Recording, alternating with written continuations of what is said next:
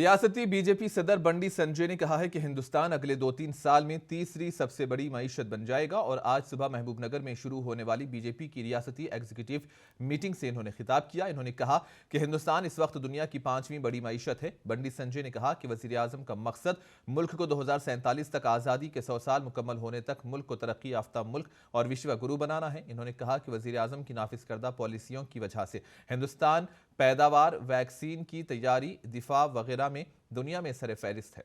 बंडी संजय ने chief minister KCR पर इल्जाम लगाया कि वो खुद को मरकज की तनकीद तक महदूद करके रियासत की तरक्की के लिए काम नहीं कर रहे हैं।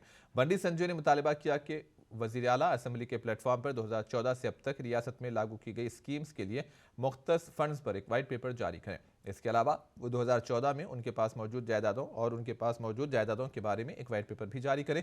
इन्होंने रियासती हुकूमत पर ताउन ना करने का इल्ज़ाम लगाया क्योंकि वज़ीर आज़म रियासत की तरक्की के लिए तैयार है। इन्होंने कहा कि हर तबके के लोग मुश्किलात का शिकार हैं। बंडी संजय ने पार्टी कारकुनों पर जोर दिया कि वो गाँव, मंडलों और अजला में अवामी मसाइल की निशानदही करें और उनके खिलाफ जद्दोजहद करें। इन्होंने इस महीने की 30 तारीख तक जियो 317 को वापस लेने का भी मुतालबा किया।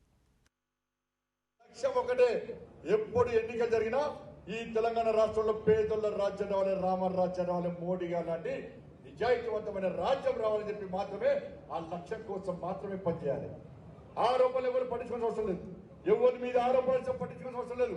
లక్ష్యాన్ని చేరుకోవాలంటే అనేక అడ్డంకులు వస్తుంటాయి. అడ్డంకులను దాటిపోవడమే భారతీయ జనతా పార్టీ కార్యకర్తల యొక్క లక్షణం. ఆ లక్ష్యాన్ని చేరుకోవడానికి అందరం కలిసికట్టుగా పనిచేయాల్సిన అవసరం ఉంది. మనకు సూచన సలహాలు ఇస్తున్నారు, మనకు అండదండ ఇస్తున్నారు. జాతీయ కార్యవర్గ సమావేశాల సందర్భంగా 2 రోజుల పాటు మొత్తం తెలంగాణ రాష్ట్రంలో భారతీయ జనతా పార్టీగా రాబోతున్నది. రావాల్సింది